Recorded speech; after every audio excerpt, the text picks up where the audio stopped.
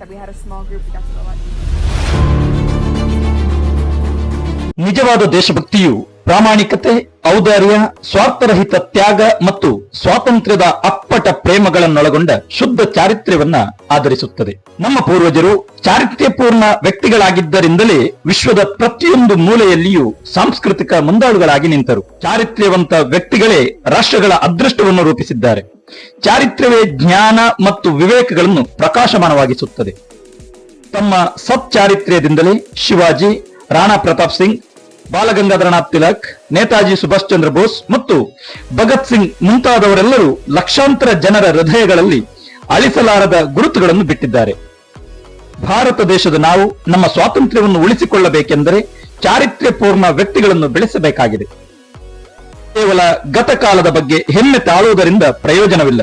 ಗತಕಾಲದಲ್ಲಿ ಕಾಲುಗಳನ್ನೂರಿ ವರ್ತಮಾನದಲ್ಲಿ ಹೃದಯವಿಟ್ಟು ಭವಿಷ್ಯದಲ್ಲಿ ದೃಷ್ಟಿ ನೆಡಬೇಕಾಗಿದೆ. ಚಾರಿತ್ರ್ಯವಂತ ನಾಗರಿಕರೇ ಶಕ್ತಿಶಾಲಿ ಭಾರತದ ಅಡಿಪಾಯ. ಚಾರಿತ್ರ್ಯವೇ ದೇಶಭಕ್ತಿ.